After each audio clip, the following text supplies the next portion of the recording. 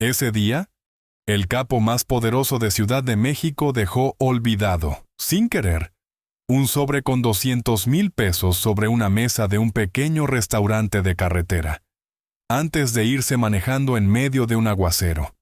Era dinero suficiente para que cualquiera se lo guardara en el bolsillo, sin que nadie se enterara jamás. Pero la primera persona en notar el sobre no fue un adulto. Fue una niña de 6 años, con ropa gastada y unos ojos brillantes e inocentes, que todavía no conocían el significado de la codicia. Apretando el sobre contra su pecho, corrió bajo la lluvia persiguiendo la camioneta de lujo, mientras ésta se perdía entre las calles llenas de gente, gritando con todas sus fuerzas: «¡Señor! ¡Se le olvidó esto!». Segundos después, todos los que presenciaron la escena se quedaron paralizados, sin entender por qué una niña pobre tomaría una decisión tan increíble.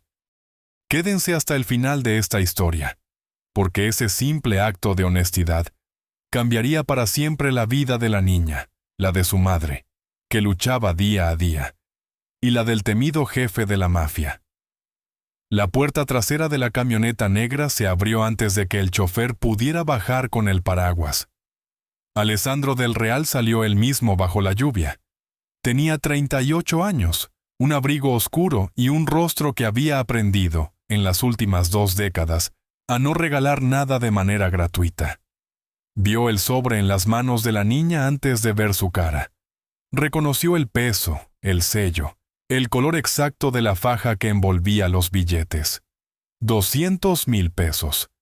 La cantidad que llevaba para un socio que no aceptaba excusas en noches de lluvia. Se agachó despacio para no imponerse sobre ella. Sacó 2 billetes del sobre con los dedos y se los ofreció, como un hombre de su mundo ofrece un pago. Pequeño, eficiente, hecho para cerrar un asunto. Ella negó con la cabeza, dio un paso atrás. Sus zapatos hicieron un pequeño chapoteo sobre la grava. Detrás de ellos, la puerta del restaurante se abrió de golpe. Una mujer salió corriendo bajo la lluvia, sin abrigo, con el cabello suelto de las horquillas que lo sostenían durante el turno y el delantal aún amarrado a la cintura, oscurecido en la parte de enfrente por el agua de los trastes. Sofía Cárdenas llegó hasta su hija en 4 zancadas y la pegó contra su cadera. Sus manos se movieron rápido, recorriendo la frente, los brazos, la nuca de la niña, revisándola de esa forma en que una madre revisa antes de permitirse sentir cualquier otra cosa. Alessandro se puso de pie por completo. Le ofreció el sobre a Sofía, ya no como pago, sino como un agradecimiento, la única moneda que había aprendido a usar. Sofía negó con la cabeza una sola vez, sin brusquedad pero sin la menor duda. Ella hizo lo que creyó correcto, dijo Sofía. Su voz era baja, casi tragada por la lluvia. Eso es todo. Él volteó hacia la niña. La lluvia le corría por un costado de la cara hasta el cuello del abrigo. Le preguntó, en voz baja, ¿por qué no se había quedado con el sobre? Tenía 6 años. Nadie se habría enterado. Nadie la habría perseguido.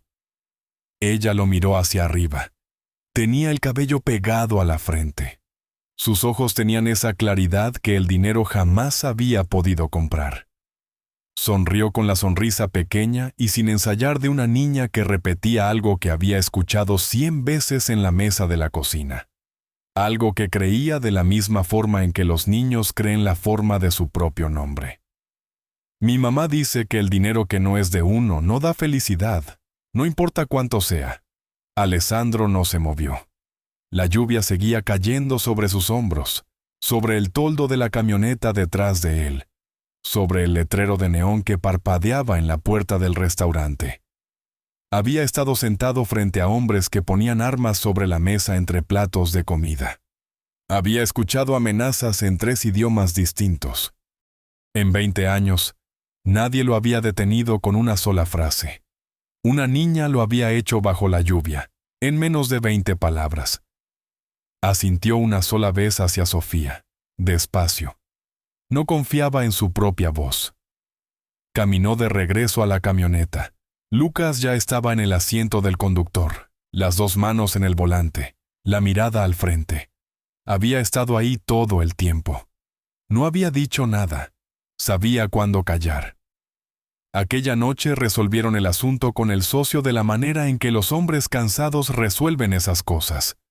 Una transferencia enviada desde el asiento trasero de un auto más grande que el sobre extraviado, cerrando la cuenta sin ceremonia.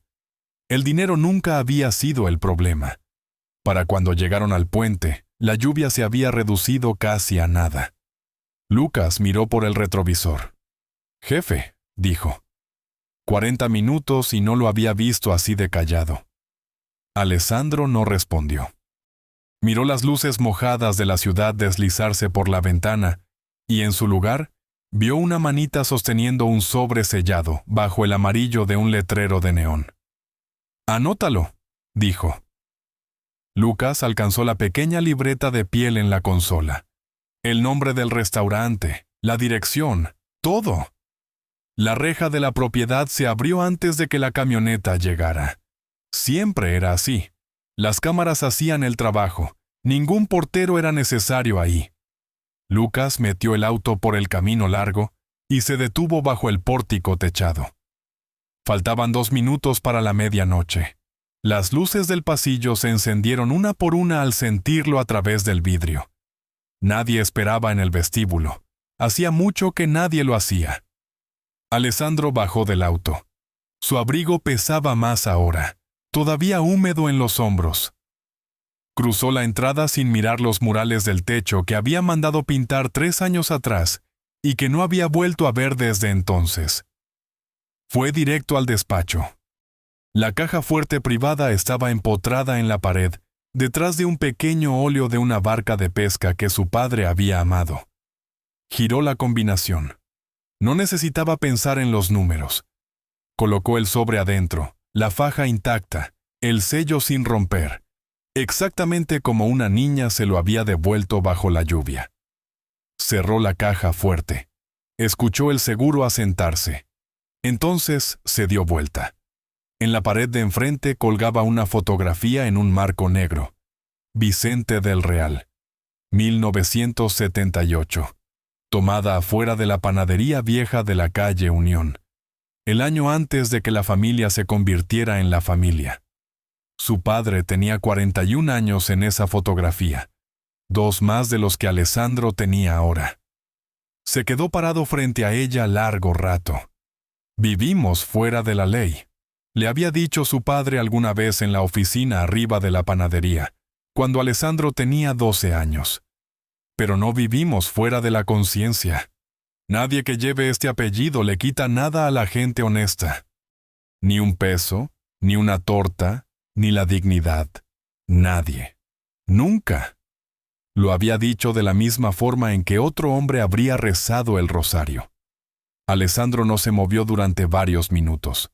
Luego apagó la lámpara del escritorio y subió a su habitación. No durmió. Se quedó boca arriba viendo el techo moverse con el reflejo de las luces de los autos que pasaban de vez en cuando por el camino lejano. Cada vez que cerraba los ojos, veía una manita saliendo de la oscuridad húmeda, sosteniendo un sobre. Los dedos, demasiado pequeños alrededor del papel. Pasaron 3 días. Mantuvo la agenda que la familia mantenía, 2 reuniones en la ciudad, una conversación con el encargado del puerto el jueves por la mañana, una firma en un documento que movía un embarque a través de la aduana el viernes por la tarde. Hizo todo sin un solo error. Pero había minutos silenciosos entre una cosa y otra, en el asiento trasero de la camioneta, lavándose las manos antes de comer. Y en esos minutos volvía a escuchar la misma frase limpia. El dinero que no es de uno no da felicidad, no importa cuánto sea. El miércoles, Marco Beltrán entró al despacho con el reporte semanal. Se sentó en la silla frente al escritorio como siempre lo hacía, un tobillo sobre la rodilla contraria, la carpeta abierta en las piernas. Habló durante 20 minutos sobre un embarque, un capitán, un calendario de pagos. Alessandro asintió en los momentos correctos. Firmó en los lugares correctos. Cuando Marco se fue, Alessandro no habría podido repetir ni una sola cifra. Comió solo en el comedor 3 noches seguidas. 32 sillas, la de su padre, todavía a la cabecera, vacía. La cuarta noche, abrió la laptop en el escritorio del despacho. Escribió el nombre que Lucas había anotado en la libreta de piel: Fonda de Rosa. El mapa mostró un edificio pequeño sobre un tramo de carretera en las orillas de la ciudad, donde las colonias se diluían en zonas industriales. Había fotografías, un letrero de neón, una ventana con un corazón de papel pegado por dentro, sobrante de alguna festividad ya olvidada. Una reseña de un camionero que la llamaba el último café honesto de este lado de la ciudad. Leyó las reseñas. No eran muchas, ni recientes. Cerró la laptop. Regresar afuera, la lluvia había empezado otra vez. La de la noche anterior ya se había secado sobre la grava para media tarde. El letrero de neón sobre la puerta estaba encendido de nuevo, un poco más débil que la última vez que lo había visto, pero encendido. Alessandro se quedó en el asiento trasero de la camioneta un minuto entero antes de moverse. Lucas mantuvo las 2 manos en el volante, y no dijo nada. «Espérame aquí», dijo Alessandro. «Un poco más adelante». Lucas retrocedió el auto. Alessandro bajó. Traje oscuro, sin abrigo esta vez, sin nadie a su lado. Caminó los 12 pasos hasta la puerta del restaurante, como quien camina hacia una tumba que había estado postergando visitar. La pequeña campanita sobre la puerta hizo un sonido corto y cansado. Rosa estaba detrás del mostrador, el cabello gris recogido bajo una cofia de papel, un trapo en una mano y un vaso en la otra. Levantó la mirada. Lo vio. No parpadeó. No se enderezó. Simplemente asintió una vez, como asiente una mujer que ha llevado una fonda 20 años ante un cliente que regresa, y siguió con el vaso en la mano. Lo había reconocido. Había decidido no hacer nada de eso. Sofía estaba en el tercer gabinete de la izquierda, sirviéndole un plato de huevos a un anciano con un abrigo demasiado delgado para el clima. Se dio vuelta. Lo vio. Hubo medio segundo, no más, en que sus hombros se alzaron apenas. Luego asintió hacia el anciano, dijo algo en voz baja que Alessandro no alcanzó a oír, y regresó a la ventanilla de la cocina. Él miró hacia el fondo del salón. Emma estaba en el último gabinete, un crayón en la mano, un libro para colorear abierto sobre el vinil. Su cabello había sido lavado desde la lluvia. Levantó la mirada en cuanto los ojos de él la encontraron. Sonrió, la sonrisa de una niña que todavía no había aprendido a medir una sonrisa. Él le devolvió el gesto con la cabeza. Poco, pero suficiente. Tomó la mesita junto a la ventana. Sofía se acercó con el menú. Lo puso sobre la mesa sin mirarlo a los ojos. Olía apenas a café y jabón de trastes. «Lo más sencillo que tenga», dijo él. «Café negro, pan tostado. ¿Con mantequilla o sin?» «Con mantequilla». Ella anotó en su libreta y se fue. Mientras estaba de espaldas, él observó el salón. Vio cómo llevaba el siguiente pedido con el brazo derecho un poco más alto de lo normal, el izquierdo cargando más peso del que debería. Algo en el hombro, viejo, no reciente. Vio a Rosa sacar, sin ningún aspaviento, una silla alta de madera de detrás del mostrador en el momento en que una pareja joven con un bebé entró por la puerta. Vio a Emma terminar de dibujar un gato con la cola imposiblemente enrulada y sonreírle a solas, como si el dibujo le hubiera respondido. Llegó el café. Pagó antes de que llegara el pan tostado. Contó los billetes él mismo y los deslizó bajo el plato. No quería que nadie, en ningún momento de la tarde, sintiera que él cargaba una deuda dentro del local. Sofía puso el pan tostado frente a él. Su voz fue baja. «No necesita venir aquí por nada, señor del Real. Estamos bien». Él la miró. Contestó con honestidad porque se lo debía. Vengo porque el café aquí es mejor que en cualquier lugar que conozco. Ella no contestó al cumplido. Solo asintió una vez y siguió a la siguiente mesa. Él comió despacio. Bebió el café. No revisó el teléfono ni una vez. Dejó una propina justa. No demasiado generosa para una mujer que trabajaba tanto. No tanta como para convertirse en un cuento que alguien contara después. Cuando se levantó para irse, Emma le hizo una seña desde el último gabinete. Un crayoncito rosa aún entre los dedos. Él le devolvió el gesto igual que a Rosa. Rosa no levantó la vista de la caja. Sofía estaba en la ventanilla, de espaldas. La campanita sonó una vez cuando él salió. Subió a la camioneta. Lucas lo observó por el retrovisor. La próxima semana volvemos, dijo Alessandro.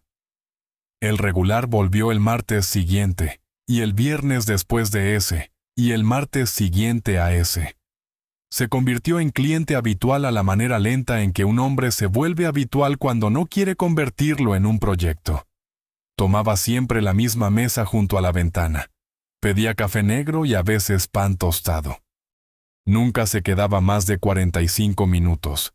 Nunca pedía nada que no estuviera en el menú. Sofía lo trataba igual que a cualquier otro cliente a esa hora.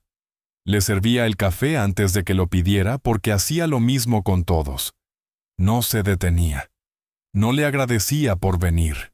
No le preguntaba por el clima con ese tono cuidadoso que la gente usa con un desconocido del que sospecha que los está vigilando. Simplemente ponía la taza sobre la mesa, se aseguraba de que el azucarero estuviera lleno, y seguía con el anciano 3 mesas más allá que necesitaba ayuda para abrir un sobrecito de mermelada. No había gratitud en sus ojos cuando lo miraba. No había ninguna petición detrás de la gratitud. No había nada detrás de nada. Ella trabajaba. Él era una mesa. La respetó más de lo que había esperado. Una tarde, en la tercera semana, el restaurante estaba casi vacío. Llovía apenas, entre neblina y llovizna. Emma estaba en el último gabinete con su tarea. Rosa estaba en la parte de atrás contando los recibos. Sofía le sirvió más café y por un instante se quedó cerca de la mesa sin ninguna razón para estar ahí. Él puso la taza sobre la mesa con cuidado. Mantuvo la voz baja.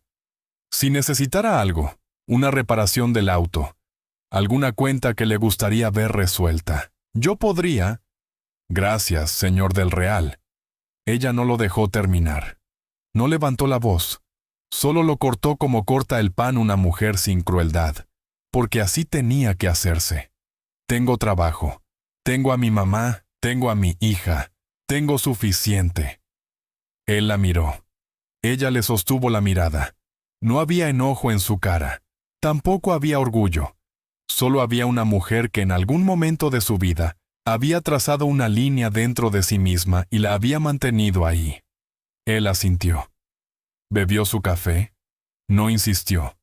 Entendió, sin que nadie tuviera que explicárselo, que esa mujer no necesitaba que la rescataran. Necesitaba que la respetaran. No eran lo mismo. Él había pasado 20 años confundiendo las dos cosas. Rosa observó todo desde el mostrador sin parecer observar nada. Después, cuando Sofía entró a la cocina a ayudar con una entrega, Rosa se acercó con un trapo y limpió la mesa de al lado. No se sentó. Le habló al salero. Esa muchacha no le ha pedido nada a nadie en 3 años, dijo. Ni cuando su mamá entró al hospital la primera vez, ni cuando enterraron a su esposo. Trabaja y trabaja y trabaja. Es lo único que sabe hacer ya. Él no hizo ninguna pregunta de seguimiento. No la necesitaba. Dejó una propina justa. Le hizo una seña a Emma al salir. Emma levantó un dibujo de una casa con una chimenea muy alta, y él se detuvo. Lo miró con seriedad y le dijo que era una casa muy bonita. Ella estuvo de acuerdo. Esa noche, en la propiedad, se sentó en el despacho largo rato sin encender la lámpara del escritorio.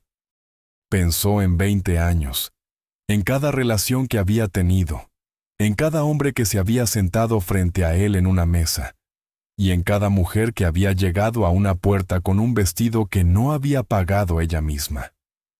Todos habían querido algo de él. El miedo había construido a algunos, el dinero a los demás.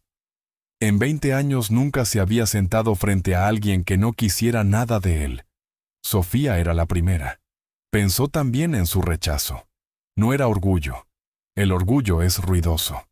Su rechazo era silencioso, de la forma en que la piedra es silenciosa porque ya fue tallada hace mucho tiempo, por razones que él no había estado ahí para ver. Empezó a respetarla como no había respetado a nadie en décadas.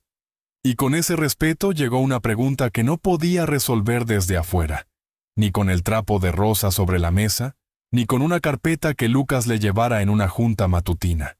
Quería escucharla de sus propios labios. Lo que Rosa sabía. El sábado por la tarde estaba tranquilo, como se ponen tranquilas las fondas pequeñas cuando la hora de la comida ya pasó y la de la cena todavía no se decide a llegar. Una franja lenta de sol se había abierto entre las nubes y caía sobre la ventana del frente, en un ángulo que hacía que los saleros proyectaran pequeñas sombras a lo largo del mostrador. Alessandro era el último cliente que quedaba. Emma estaba en el gabinete junto al suyo, la tarea extendida, un lápiz en la mano derecha, la lengua asomada en la comisura de la boca. Escribía números con la seriedad de una contadora. Sofía salió de la ventanilla con una jarra de café recién hecho. Se detuvo en su mesa. ¿Más?, preguntó. Era la primera vez que le ofrecía algo por iniciativa propia. Él asintió. Ella sirvió. No se retiró de inmediato. Él mantuvo la voz baja. «Si tiene un momento libre», dijo, «siéntese un rato». Ella dudó. Miró por encima del hombro hacia atrás, donde Rosa enjuagaba sartenes. Luego se deslizó en el asiento frente a él, no con comodidad. Mantuvo las manos entrelazadas sobre la mesa como una mujer en una entrevista de trabajo. Él no le preguntó nada directamente. En cambio, dijo, «Emma tiene los ojos de su mamá». Algo en los hombros de Sofía se relajó apenas. Sonrió. La primera sonrisa de verdad que él le veía en todas esas semanas. Era pequeña, no era para él, era para un recuerdo. «Eso decía mi papá», dijo. Contó que había fallecido 3 años atrás, un accidente de construcción en un puente.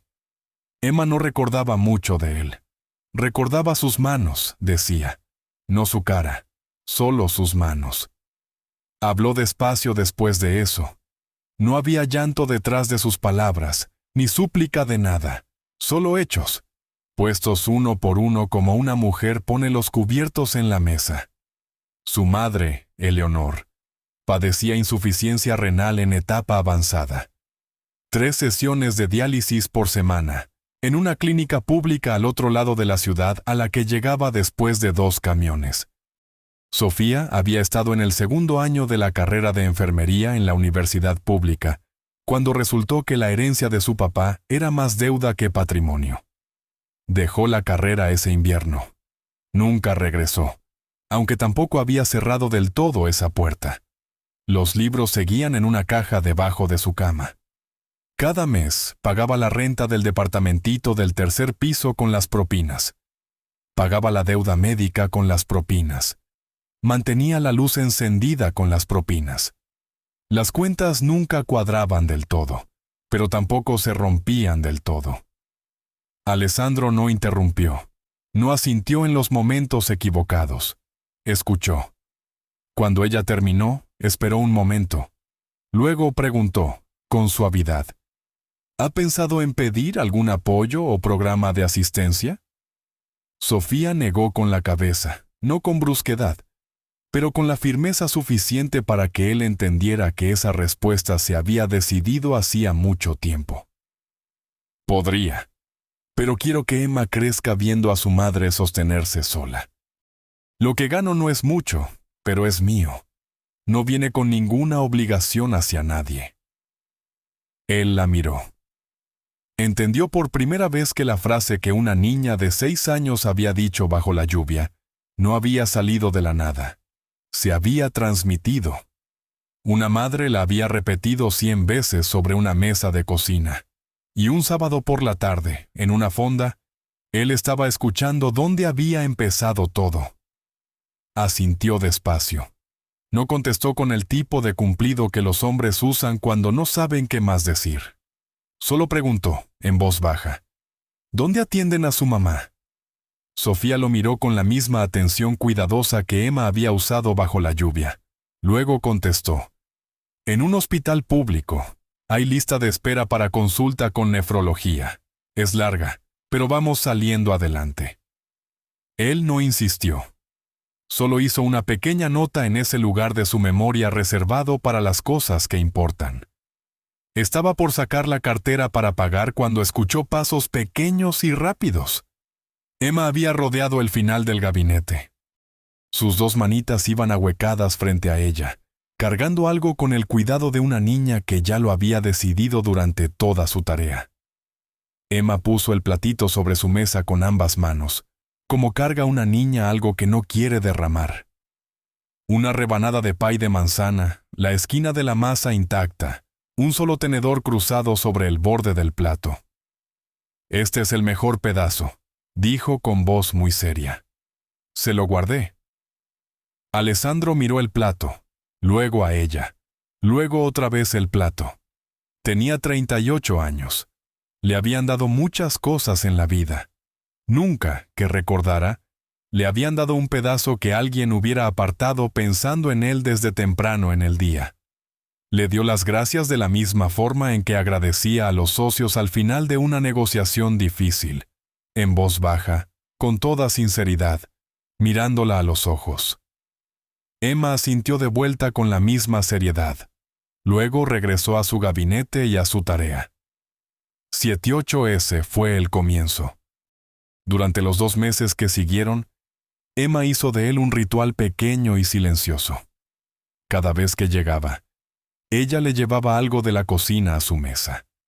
A veces, era el pay de manzana otra vez. A veces, una galleta de chispas de chocolate recién salida de la charola que Rosa sacaba a las 4 de la tarde. Una vez, un miércoles, cuando la vitrina de pan estaba casi vacía, fue solo un pan tostado con mantequilla, pero la costra estaba dorada por todos lados, y Emma lo puso sobre la mesa con el mismo cuidado que usaba para el pay. Él nunca rechazó nada, nunca comió rápido. Nunca llegó sin preguntarle a Emma cómo le había ido en la escuela. Ella empezó a contarle todo. Estaba Bella, una compañera que no le prestaba sus colores. Estaba un gato gris con pecho blanco que se sentaba en la ventana del salón todas las mañanas y del que ella no sabía si tenía casa. Estaba una multiplicación, 7 por 8, que no lograba entender por más veces que la maestra Ramírez se la explicara. Alessandro del Real, quien había firmado contratos por más dinero del que la mayoría de la colonia vería junto sin que se le alterara el pulso, se sentaba frente a una niña de 6 años y tomaba el azucarero en la mano. Vaciaba un montoncito de cubitos de azúcar sobre una servilleta. 7 filas, dijo. 8 cubitos en cada fila, cuéntalos. Emma se inclinó sobre la servilleta. Contó la primera fila, luego la segunda. A la mitad de la tercera, su cara cambió. No el cambio de una niña que ha memorizado una respuesta, sino el cambio de una niña que ha visto una cosa volverse cierta frente a ella. Levantó la vista hacia él. 56, susurró. 56, dijo él. Ella quiso intentarlo otra vez con un número distinto. Él la dejó. 9 filas esta vez, 6 cubitos en cada una. Mantuvo la voz al mismo nivel parejo que usaba en las juntas de negocios. No la estaba consintiendo, le estaba enseñando. Había una diferencia. Ella la sintió. Rosa secaba un vaso en el mostrador y no dijo nada. Esa noche, en la cocina, después de haber volteado el letrero a cerrado, Rosa le habló a Sofía sin levantar la vista del lavabo. Ese hombre ya no viene por el café. Tú lo sabes, ¿verdad? Sofía no contestó. Siguió lavando el plato en sus manos, la mandíbula tensa, los hombros no. Alessandro manejó a casa esa noche en el asiento trasero de la camioneta. Lucas no habló. En la propiedad, las luces del pasillo se encendieron adelante de él como siempre, un panel a la vez, detectando su llegada. Cruzó la puerta, y por primera vez en 20 años, sonrió al entrar a la casa vacía. Porque en su cabeza todavía había una vocecita explicando con paciencia por qué a Bella no le gustaba compartir sus colores. Tenía que ver con una fiesta de cumpleaños a la que Emma no había sido invitada. Había cosas que un hombre adulto no podía arreglar, y había cosas que le sorprendía encontrarse queriendo arreglar. Por primera vez en mucho tiempo, no quería que llegara el día siguiente solo para trabajar. Quería que llegara para poder volver a la fonda. La Grieta no notó el cambio en sí mismo hasta que Marco Beltrán se lo señaló un jueves por la mañana, 3 meses después de la lluvia. Estaban en el despacho, el reporte semanal abierto sobre el escritorio entre ellos. Marco acababa de terminar de repasar las cifras del último embarque del muelle. Cerró la carpeta. Levantó la vista. Miró a Alessandro un segundo más de lo que la junta requería. «Jefe», dijo Marco. Ha estado sonriendo más últimamente. Lo dijo con ligereza, como quien dice algo que ha notado pero no quiere convertir en un asunto. Alessandro no contestó. Mantuvo la mano sobre la pluma, pero algo en él se detuvo. Después de que Marco se fue, se quedó en el despacho largo rato sin moverse. Trató de recordar. Alguna vez había sentido calidez dentro de esa casa. La propiedad había sido de su padre antes que de él. Nunca había sido esa la palabra. Su padre lo había querido, de eso estaba seguro, pero lo había querido como un albañil quiere a un muro, a través de la disciplina, de la corrección, del estándar sostenido por encima del afecto. Recordó los primeros 6 meses después de tomar el mando de la familia. 4 años atrás. No había dormido una noche completa en casi medio año. 2 disputas internas se habían convertido en funerales silenciosos. A un primo lejano le habían pedido que se fuera de la ciudad. Un contacto de embarques en Guadalajara había resultado ser un informante. Alessandro había tomado cada decisión. Había firmado cada orden. Lo había hecho porque tenía que hacerse, y porque su padre lo había educado para hacer las cosas que tenían que hacerse. No había habido calidez en nada de eso. Recordó, más atrás todavía, a una mujer llamada Isabela. Había estado a punto de casarse con ella. Ella había muerto en un accidente automovilístico 3 meses antes de la boda, en un tramo del periférico donde el barandal debió haberse cambiado 2 inviernos antes. Había ido al funeral con un traje negro y no había llorado, porque su padre aún vivía entonces, y su padre estaba mirando. Nunca volvió a usar ese traje. Se lo había dado a un chofer cuyo padre había muerto la primavera siguiente. Desde entonces, su corazón había conocido una sola cosa: el poder y el mantenerlo. Pero en los últimos 3 meses, sentado en su mesa de siempre, escuchando a una niña de 6 años explicarle por qué una compañera se había negado a compartir sus colores, sorprendiendo por la ventanilla de la cocina la pequeña sonrisa privada que Sofía le regalaba a Rosa cuando llegaba un pedido grande y la cocina estaba a tope. Algo en su pecho se había aflojado. No mucho, pero lo suficiente para sentirlo. Al principio lo llamó cansancio. Luego lo llamó nostalgia. Para el final del 3er mes ya sabía que ninguna de las 2 palabras era honesta. La palabra era calidez. Una tarde se detuvo en una papelería camino a la fonda. Compró una pequeña caja de colores, de los buenos. Mango de madera, 48 tonos, del tipo que una maestra de arte notaría. Llevó la caja a la fonda con un poco de teatro guardado en el bolsillo del saco. La puso sobre el gabinete de Emma como si acabara de recordarla. «Encontré esto en la calle esta noche», dijo. Alguien la debió dejar caer. Se veía nueva. No quería que se mojara con la lluvia. Emma abrió la cajita. Su cara se iluminó. Luego lo miró con los mismos ojos claros y firmes que él había visto por primera vez bajo un letrero de neón. «Señor Alessandro», dijo, «yo sé que usted no la encontró, pero gracias de todos modos». Sofía estaba de pie junto al gabinete con una jarra de café recién hecho. Se rió. Fue la primera vez que él escuchaba ese sonido. Pequeño, real. «Esa niña ve a través de la gente mejor de lo que yo he podido nunca», dijo Sofía en voz baja. Alessandro se rió con ella. No la risa pequeña y medida de un jefe en una mesa de negocios. La risa tranquila de un hombre al que, por primera vez en 20 años, alguien miraba sin miedo de lo que veía. Esa noche, en la propiedad, entró al despacho. Abrió la caja fuerte detrás del pequeño óleo. Sacó el sobre. Lo puso sobre el escritorio, frente a él. Y por primera vez desde la lluvia, no supo qué se suponía que debía hacer con él. Lo que el amor cuesta.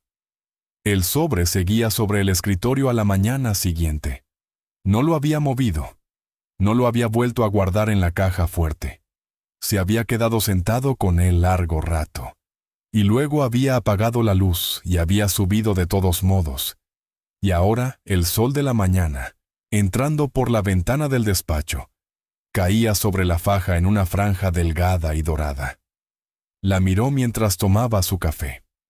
Ya sabía para entonces lo que había estado tratando de no nombrar. Se había enamorado de Sofía Cárdenas. No en un solo instante. Era demasiado viejo para eso. Era la acumulación de instantes pequeños. La forma en que se sujetaba el cabello con una pluma cuando tenía las dos manos ocupadas con los platos. La forma en que siempre les preguntaba a los clientes más grandes si necesitaban que les sacara la silla, y lo hacía antes de que contestaran. La forma en que miraba a Emma al final de un turno, cuando la niña se había quedado dormida en el último gabinete con un crayón todavía en el puño. La forma en que mira una mujer lo único en su vida que no la ha decepcionado. Quería decírselo en voz alta. Quería, más que eso, sacarlas de los 2 cuartos del tercer piso de aquel edificio. Quería llevarlas a la propiedad. Quería ver el libro para colorear de Emma, abierto sobre el mármol del vestíbulo. Quería mandar a Eleonor con el mejor nefrólogo que el dinero pudiera pagar en el país. Y si ese médico no era suficientemente bueno, a un hospital en Houston. Pero cada vez que abría la boca en su cabeza, una pregunta distinta se cruzaba. ¿Si la amo, puedo sacarla de mi mundo? Conocía la respuesta. Era la cabeza de la familia del Real. Tenía enemigos en distintas zonas de la ciudad y en 3 estados más que nunca había pisado. Tenía lugartenientes que, en la noche equivocada, podían resultar no ser lugartenientes en absoluto. Tenía un teléfono que sonaba a las 3 de la mañana y le daba un nombre que había conocido desde niño, que ya no estaría en el desayuno. Si Sofía estaba a su lado, se convertía en blanco. Emma se convertía en instrumento de presión. Lo había visto. Había ido a los funerales. Había visto a hombres grandes y más duros que él sentarse en la primera banca de una iglesia y temblar de la forma en que tiembla un hombre cuando entiende, por fin, que una regla en la que había creído no había protegido lo único que le importaba. Había ido a demasiados funerales de niños para seguir contándolos. No podía dejar que eso le pasara a Emma. Así que tomó su decisión. La tomó esa mañana en el despacho, con el sobre todavía en la franja de sol. Amaría a Sofía en silencio. Seguiría siendo cliente habitual de la fonda de Rosa. Seguiría explicando multiplicaciones con cubitos de azúcar. Seguiría asintiéndole sobre una taza de café y pagando exactamente lo que marcara la cuenta. Pero no hablaría. Nunca. Esa noche, cuando salió de la fonda, se detuvo en el estacionamiento antes de subir a la camioneta. Por la ventana del frente alcanzaba a ver a Sofía limpiando el mostrador con un trapo que había sido blanco alguna vez, y ahora era gris. Emma estaba en el último gabinete, la cabeza sobre el vinil, uno de los buenos colores todavía suelto en su manita. Se quedó ahí 5 minutos. No regresó adentro. Subió a la camioneta. Lucas lo miró por el retrovisor. ¿Está bien, jefe? Estoy bien. El auto salió del estacionamiento. No volvió a mirar hacia la ventana, lo que no cuadraba. En el camino a casa, las luces de la avenida se deslizaban lentas y amarillas sobre el cofre. En algún punto entre el tercer semáforo y el cuarto, le llegó algo más que había estado evitando. La fonda se estaba vaciando cada semana más, mesa tras mesa fría. La comida no había cambiado. Los precios no habían cambiado. Rosa no había cambiado. Eso no cuadraba. La tarde siguiente, calculó la visita a propósito. Llegó a las 6 de la tarde, la hora en que una fonda sobre esa avenida debía estar en su punto más ruidoso. Había 3 mesas ocupadas, 2 parejas que no reconoció. La tercera era un camionero que ya había pagado y se dirigía a la salida. 3 meses antes, a esa misma hora, había contado 11 mesas llenas sin siquiera esforzarse en fijarse. Tomó su asiento habitual junto a la ventana. Rosa se acercó con la jarra de café y una taza limpia. Esperó a que sirviera. Luego preguntó, con el tono de un hombre que ya sospecha la forma de la respuesta. ¿Cómo va el negocio, Rosa, estos últimos meses? Ella mantuvo la mano en el mango de la jarra. Lo miró. Las arrugas en las esquinas de sus ojos se apretaron un poco. Algunas semanas alcanza, dijo. Otras no. Ninguna semana nos ha dejado sin comer todavía. Lo dijo con un tono plano, el tono de una mujer que cierra un tema antes de que se abra. Él no le creyó. Conocía el sonido de alguien que estaba cubriendo algo. Llevaba 20 años escuchándolo. Bebió el café. Observó el salón. La comida que salía de esa cocina seguía siendo muy buena. Había visto pasar un plato de carne guisada frente a su mesa una hora antes, y olía como huele la carne guisada en las casas de las abuelas. Los precios no se habían movido. Rosa no estaba más lenta. Sofía no estaba más fría con los clientes. No había una razón visible para que nadie hubiera decidido comer en otro lado. Observó 2 semanas más. Los clientes habituales que había empezado a reconocer por sus abrigos comenzaron a desaparecer uno por uno. El anciano de la tercera mesa junto a la ventana todos los domingos por la mañana, el que leía el periódico doblado en cuartos, y siempre pedía 2 huevos estrellados. No llegó el segundo domingo, ni el tercero. Los 2 electricistas que comían juntos todos los martes en el mostrador, los de la misma empresa bordada en el bolsillo de la camisa, dejaron de llegar después de la primera semana. No un martes, todos los martes siguientes. Una tarde, ya avanzada esa segunda semana, Sofía le llevó el café. Al ponerlo sobre la mesa, la porcelana tembló un medio segundo contra el platito. La mano le temblaba. No mucho. Lo suficiente para que un hombre atento lo notara. Alessandro mantuvo la voz baja. ¿Está bien? Ella negó con la cabeza. Sonrió la sonrisa pequeña y cansada que usan las madres para cerrar un tema frente a un hijo. Estoy bien, solo cansada. Pero cuando ella se dio vuelta para regresar al mostrador, él vio a Rosa mirarla. Era la mirada de una mujer que observa a una hija alejarse cargando algo que todavía no le han contado. Y sabiendo, sin necesidad de palabras, que la hija lo está cargando sola a propósito. Esa noche, Alessandro no se fue a casa. Le pidió a Lucas que diera una vuelta por ambos lados de la avenida. Despacio, 3 cuadras de cada lado, dijo. Lucas obedeció. Alessandro se quedó en el asiento trasero mirando por la ventana con la atención de un hombre que revisa las cuentas de un salón. La lavandería 3 puertas más allá tenía un letrero en la ventana. Cerrado. Gracias por 22 años. escrito a mano. El papel ya empezaba a curvarse en las orillas por la intemperie. La florería junto a ella tenía un aviso de «Se traspasa» en el frente. Las luces sobre el mostrador seguían encendidas por costumbre, arrojando un resplandor amarillo y rancio sobre un local vacío. La miscelánea del otro lado de la calle seguía abierta, pero el toldo se había soltado de un lado y no lo habían reparado. Y las luces del interior se habían apagado 2 horas antes del cierre acostumbrado. 3 meses atrás, esos 3 locales habían estado abiertos. Él lo había visto. Había pasado frente a ellos bajo la lluvia, la noche en que Emma lo persiguió. Podía contar cuántos aparadores de ese tramo de la avenida recordaba iluminados a las 7 de la noche entonces, y cuántos lo estaban ahora. Las cuentas no cerraban. Alessandro se sentó en el asiento trasero con la palma presionada contra la frente. La camioneta esperaba en la esquina. La lluvia que había amenazado toda la tarde empezó a salpicar el parabrisas. «Mañana en la mañana», dijo. «A las 7, en mi oficina privada. Tú solo». Lucas lo miró por el retrovisor. No preguntó para qué. Asintió una vez y giró el auto rumbo a casa. El nombre en el papel doblado, Lucas estaba en la oficina privada a las 7 de la mañana siguiente.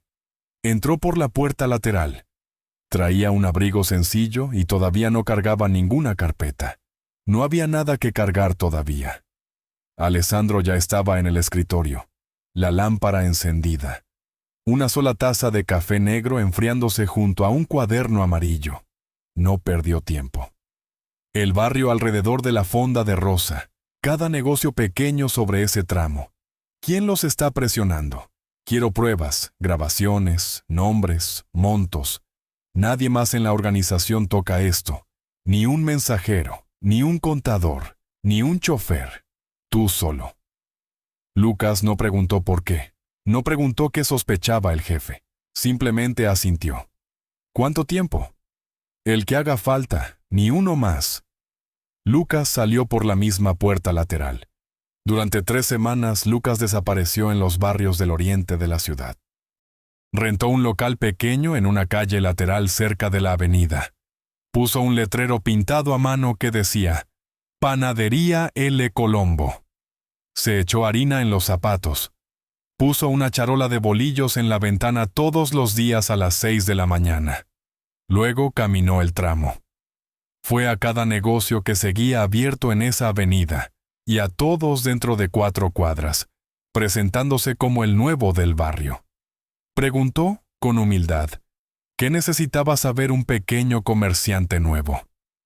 Cargaba una grabadora en el bolsillo interior del abrigo.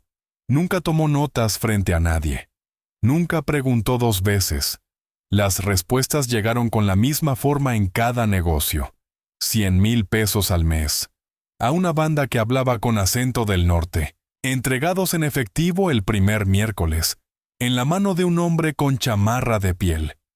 La banda se llamaba a sí misma Los Amigos de la Familia.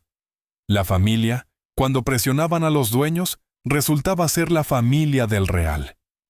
A los que no pagaban les rompían los vidrios, les pintaban insultos en las paredes a las 3 de la mañana. Seguían a sus clientes hasta el estacionamiento y les decían, en voz baja, que ese no era un lugar seguro para comer. A algunos incluso les habían tocado a los proveedores, advirtiéndoles con más suavidad todavía que seguir entregando en esa dirección iba a resultar inconveniente en los meses por venir. 7 negocios habían cerrado en 4 años. 11 más estaban al borde. Lucas volvió a la oficina privada un martes por la mañana con una carpeta manila en la mano. Puso 3 archivos de audio sobre el escritorio de Alessandro, en una memoria USB, y una lista impresa con los nombres de los cobradores de bajo rango junto a ella. Alessandro escuchó 2 de las grabaciones completas. No necesitó oír la tercera. Los nombres en la lista de cobradores eran hombres que conocía a medias. Soldados rasos, mensajeros, no quienes tomaban las decisiones. ¿Quién está arriba de ellos?, preguntó. Seguí el dinero las últimas 2 semanas, dijo Lucas. Cada cobro, cada entrega, cada movimiento. Metió la mano al bolsillo interior del abrigo y sacó una sola hoja doblada. La puso sobre el escritorio. No la abrió. Alessandro la tomó. La desdobló una vez. Contenía un solo nombre. Marco Beltrán. La leyó. No habló durante 40 segundos. Recordó a Marco de pie junto a la cama de su padre la noche en que el corazón del viejo se detuvo, sosteniendo un rosario que no había tocado desde niño.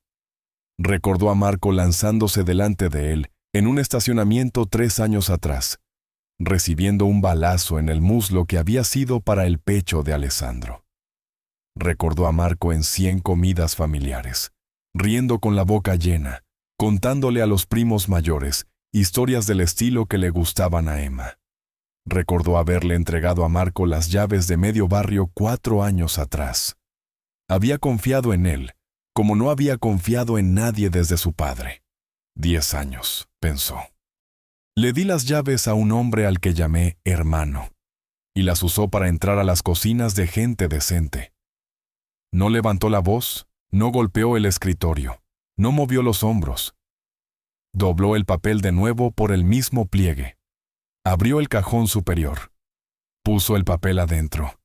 Cerró el cajón. Luego miró a Lucas. Su voz era baja y pareja. Nadie escucha esto fuera de este cuarto. Todavía no. No hasta que tengamos suficiente para que nadie en la organización pueda defenderlo. ¿Entendido? Lucas asintió. No se dio la vuelta de inmediato para irse. Su mano se quedó apoyada en el brazo de la silla un momento más. Había algo más en el papel que no había dicho todavía. Lucas metió la mano al abrigo otra vez. Puso una segunda carpeta sobre el escritorio. Era más delgada que la primera. «Jefe», dijo, «hay algo más que necesitas saber». Alessandro jaló la carpeta hacia él. Adentro había una lista, escrita a mano con la letra cuidada de Lucas. Los nombres de los negocios pequeños del barrio que seguían abiertos, pero habían sido presionados con más fuerza en el último trimestre. Vidrios rotos, entregas interrumpidas, clientes espantados en la puerta. La lista estaba en un orden. Hasta arriba del orden estaba un nombre que no necesitaba ver impreso para reconocer: La Fonda de Rosa. Pasó la página despacio. La siguiente hoja era una fotografía tomada desde el otro lado de la calle, de noche, del aparador del frente. El vidrio estaba roto en forma de estrella, como se rompe el vidrio con un ladrillo. La siguiente fotografía era el callejón de atrás, junto a la cocina. Pintura roja en spray sobre la pared. Una sola palabra que no necesitó que Lucas se la tradujera. La siguiente fotografía era un papel clavado a la puerta principal con un clavo. El clavo estaba nuevo, recién puesto esa misma noche. El papel tenía una sola línea escrita a máquina. ¿Pagan? ¿O la próxima le toca a la niña? Alessandro puso la carpeta sobre el escritorio. Sus manos se cerraron en puños tan apretados que los nudillos se le pusieron blancos. Arriba del escritorio, su cara no cambió ni un centímetro. Lucas mantuvo la voz al mismo nivel firme. Llevan 2 años sobre Rosa y Sofía. 100,000 al mes, igual que a los demás. Los últimos 3 meses, Sofía dejó de pagar. Su mamá entró a un tratamiento nuevo. Los ahorros se fueron para allá. No quedó nada para el sobre del primer miércoles. Hizo una pausa. Desde entonces ha sido parejo. Clientes seguidos hasta el estacionamiento al cerrar. 2 proveedores se echaron para atrás en el último mes. Un camión de verdura, una ruta de pan. El vidrio del frente lo han vuelto a poner 3 veces en 4 semanas. Alessandro miró otra vez el papel del clavo. Supo entonces por qué la taza de café le había temblado contra el platito la otra tarde. Supo por qué Rosa había mirado a Sofía alejarse de su mesa con los ojos de una mujer que observa a una hija cargar sola un peso a propósito. Sofía nunca se lo había dicho. Se había sentado frente a él. Le había sonreído esa sonrisa pequeña y medida. Le había llevado la taza con la mano temblorosa, y le había dicho que solo estaba cansada. Y todas las noches había vuelto a casa. De eso ahora estaba seguro. Se había parado en el rellano del segundo piso, a escuchar pasos detrás de ella antes de girar la llave. Entendió, sin tener que razonarlo, por qué no había dicho nada. Ella no sabía quién era él. No había pedido ayuda. Ni siquiera cuando la ayuda había estado sentada 3 veces por semana en su fonda pidiendo café negro. No había pedido porque, para ella, pedir tenía un precio que ella no estaba dispuesta a pagar. Ni por ella ni por Emma. Había trazado esa línea dentro de sí misma hacía mucho tiempo. Y la había mantenido a través de la muerte de su esposo, a través de la enfermedad de su madre, y ahora, a través de esto. Recordó la frase que Emma había dicho bajo la lluvia. Recordó la frase que Sofía le había dicho la primera tarde que se había sentado con él en la mesita de la ventana. Tengo trabajo. Tengo a mi mamá. Tengo a mi hija. Tengo suficiente. Ahora sabía que las 2 frases se habían dicho con las manos temblando en la oscuridad. Cerró los ojos 3 segundos. Los abrió. Cuando habló, su voz era baja y no se movió. Ella no debe saber que yo lo sé. Emma tampoco. Ni una palabra, ni una mirada, ni un cambio en cómo me siento en esa mesa. Lucas asintió. 2 hombres tuyos, de los que confiarías con tu propia hija, en la fonda y en el edificio, a todas horas. Si alguno de la gente de Marcos se acerca a cualquiera de los 2 lugares, lo resuelven en silencio. No la tocan a ella. No tocan a la niña. No tocan a Rosa. Si es necesario, no salen de esa cuadra caminando. ¿Entendido? Entendido. ¿Ve? Lucas se fue. No esperó a que le abrieran la puerta. Ya estaba marcando antes de llegar al pasillo. La regla 7. La oficina privada estaba en una bodega a 6 cuadras del río. Sin letrero en la puerta. 2 hombres afuera que no cargaban papeles, y no los necesitaban. Alessandro encendió la lámpara pequeña sobre el gabinete lateral. Bajó del closet la fotografía enmarcada de su padre, que había guardado desde el funeral y no había vuelto a mirar en un año. La colgó en la pared detrás del escritorio. El clavo ya estaba ahí. Siempre había estado ahí. Abrió la caja fuerte privada, no la de la propiedad. Esta tenía 2 cerraduras, y solo él tenía la llave de la segunda. Adentro, en el estante de abajo, había una libreta negra pequeña, cubierta de piel, agrietada en el lomo. La letra de su padre en la primera página, en tinta azul. Sacó la libreta. La puso sobre el escritorio. La giró hacia la lámpara. 83 páginas. Vicente del Real la había escrito 40 años antes, a lo largo de un invierno, sobre la mesa de la cocina arriba de la panadería. Contenía las reglas de la familia. Alessandro la había leído completa 4 veces en su vida. A los 15, a los 22, la noche en que murió su padre, y el día en que tomó el mando. Abrió la página 12. Regla 7. Ningún miembro le quita nada a la gente decente. Ni un peso, ni una torta, ni la dignidad. Cualquiera que lleve este apellido y lo haga, está acabado. Sin excepción, sin perdón, sin periodo de gracia. La leyó 3 veces. Luego cerró la libreta. Llamó a Lucas de vuelta. Lucas cerró la puerta detrás de él y se quedó al otro lado del escritorio. No se sentó. Alessandro habló sin subir la voz. 3 cosas. Sí, jefe. 1. Sigues juntando el dinero, las víctimas, los cobradores, todos. Nombres, fechas, lugares, montos. Quiero un expediente tan pesado que nadie en esta organización pueda defenderlo cuando caiga sobre una mesa. No importa si comió en la mesa de mi padre. No importa si le debe algo. Nadie. Sí. 2. Encuentra a los de adentro que ya se voltearon. Marco no construyó esto solo en 4 años. Alguien firmó. Alguien miró para otro lado. Alguien le contestó el teléfono a horas raras. Necesito cada nombre. Necesito saber en quién puedo confiar y en quién no. ¿Sí? 3. Sofía, Emma. Si Marco se entera, a la hora que sea, de que estoy revisando sus cuentas, esas 2 son el primer lugar al que va a ir. Eso no puede pasar. Las mantienes con vida sin que sepan que las están cuidando. ¿Me entiendes? Entiendo. Lucas no se dio la vuelta de inmediato hacia la puerta. Descansó la mano en el respaldo de la silla. Jefe, le di a su padre 42 años. A usted le he dado 18. Nunca lo había visto enojado en ninguno de esos años. Alessandro sostuvo su mirada. Lucas continuó en voz baja. Si hay algo que yo pueda hacer para que usted no tenga que ser el que termine con un hombre al que llamó hermano, dígamelo. Ahora, no después. Alessandro guardó silencio un momento. Luego contestó, suave. No, Lucas. Esta es mi casa. Esta es mi herida. Yo soy el que tiene que cerrarla. Lucas asintió una vez. Salió. No cerró la puerta con fuerza. Alessandro se quedó solo en el charco de luz de la lámpara pequeña. La fotografía de su padre lo miraba desde la pared.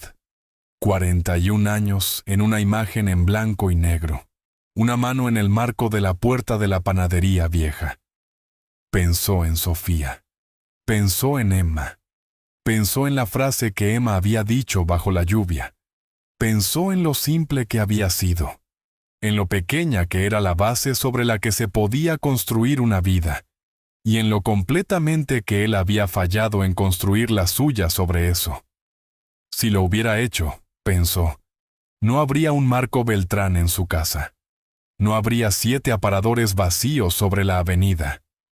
No habría una mujer cerrando la puerta de una fonda a las 11 de la noche, con las manos temblando, y una niña de 6 años dormida en el último gabinete, porque no había nadie en casa a quien mandarla. Puso la mano plana sobre la portada cerrada de la libreta negra.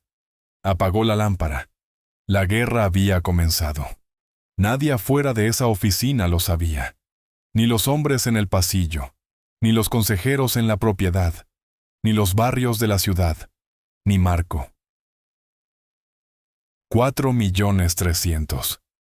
Pasaron 3 semanas, de la forma en que pasan las semanas en una casa que se prepara para una tormenta, sin dejar que la servidumbre se dé cuenta. Lucas trabajó con 2 hombres en los que confiaba desde los 22 años. Uno había sido contador de un pequeño importador en el puerto antes de cruzar. El otro llevaba 9 años cotejando en silencio transferencias para un banco. Ninguno de los 2 había conocido nunca a Marco Beltrán. Ninguno había puesto un pie en la propiedad. Trabajaron desde el local pequeño en el barrio donde Lucas había puesto los bolillos en la ventana. Y la charola de la ventana se seguía vendiendo a clientes de verdad, cosa que Lucas no había planeado y fingía que le daba gusto. Juntos siguieron el dinero.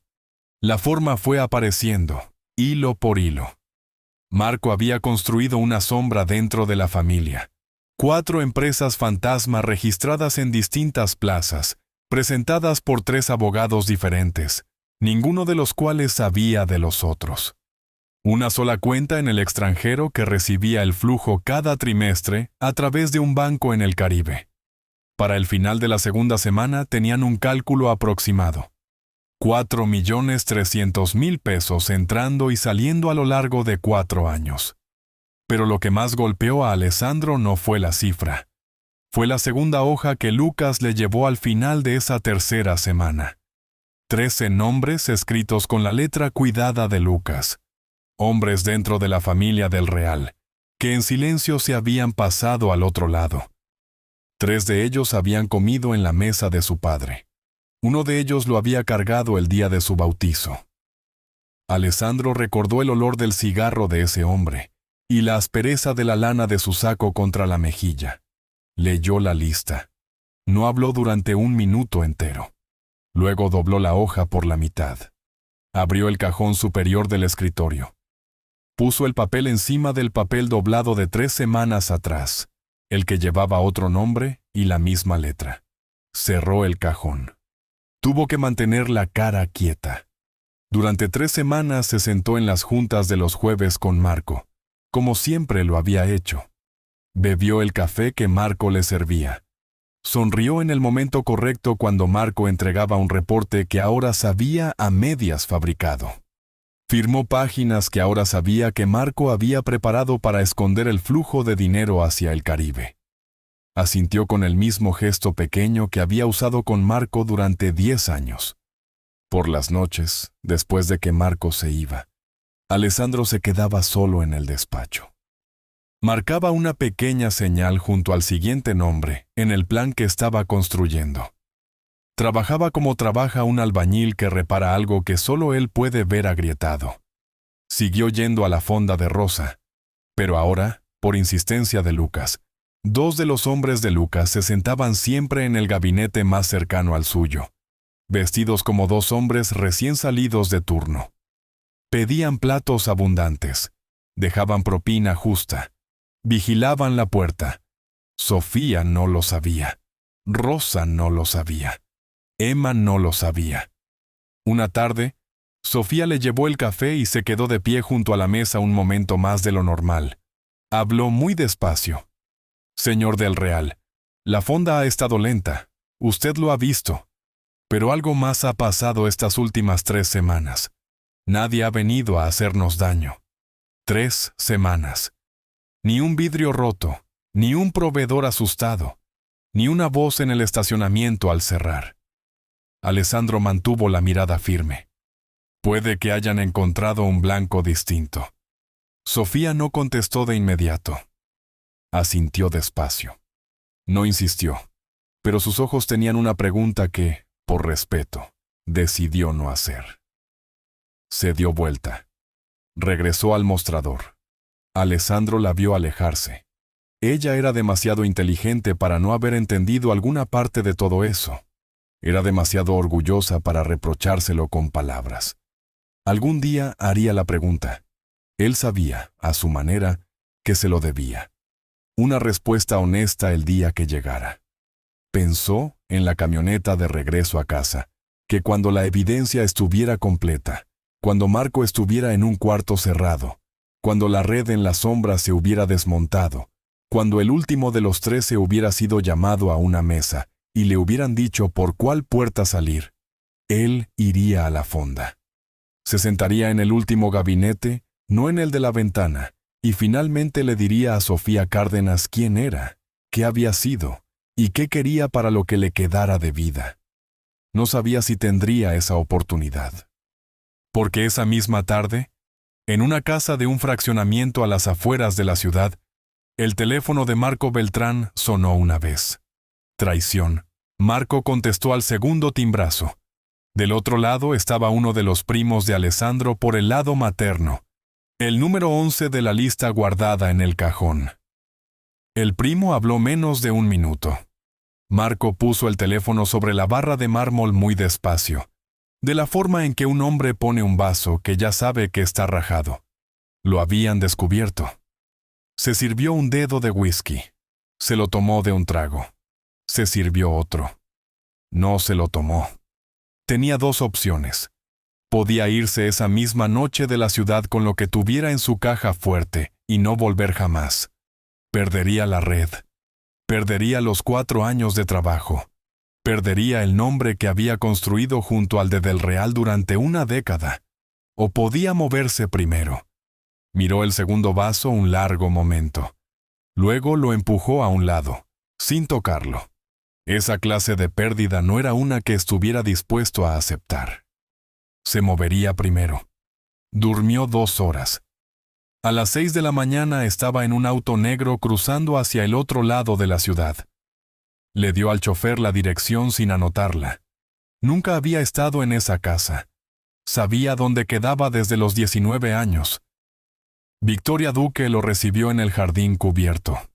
El jefe de la familia Duque tenía 62 años ese año. Llevaba puesto un suéter gris abotonado hasta el cuello sobre una camisa blanca lisa. Su cabello era completamente blanco. Sostenía el café con las dos manos, de la forma en que un hombre mayor sostiene una taza en una mañana fría. Su voz, cuando hablaba, salía lenta, como gira lenta una cerradura vieja. «Beltrán», dijo. «No avisó que venía. No es así como se visita esta casa». «Lo sé, don Duque. Circunstancias». «Siéntese». Marco se sentó. No aceptó el café que le ofrecieron. Puso la propuesta sobre la mesa, sin adornos. «Alessandro del Real está a punto de dejarme sin nada.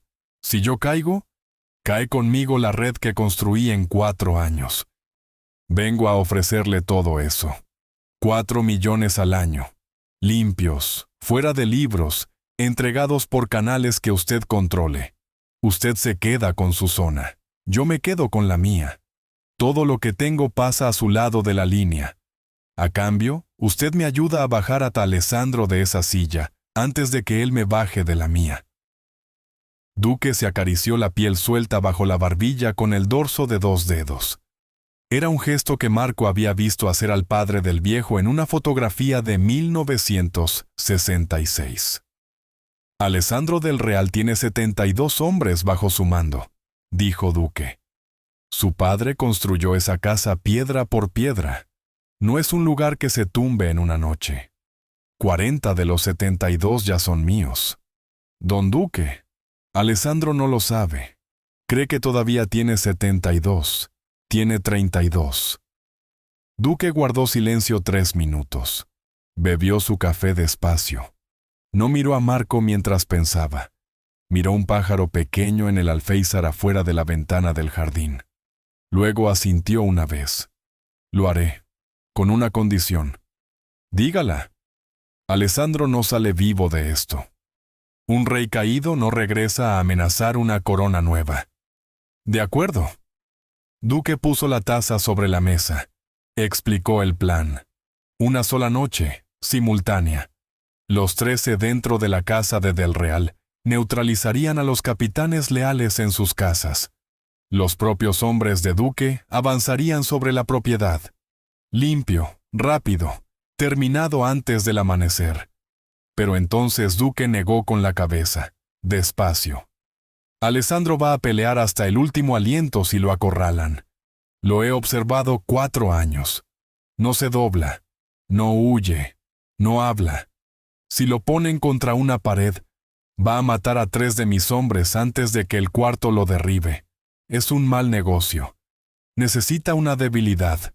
No tiene esposa, no tiene hija». Marco pensó 3 segundos, y luego sonrió, pequeño y despacio. «Tiene las 2 cosas, no de sangre, pero las tiene». Duque levantó las cejas.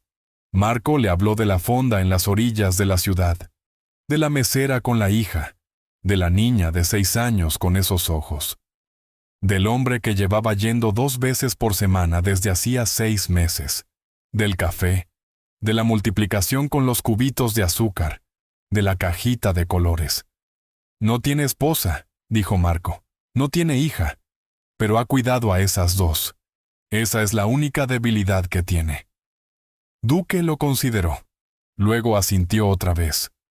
«Tómenlas. No las lastimen. Solo reténganlas. Él va a venir, y va a venir solo». Marco inclinó la cabeza apenas. Se levantó. De regreso a la ciudad, hizo 3 llamadas a 3 hombres, en los que confiaba más que en los demás.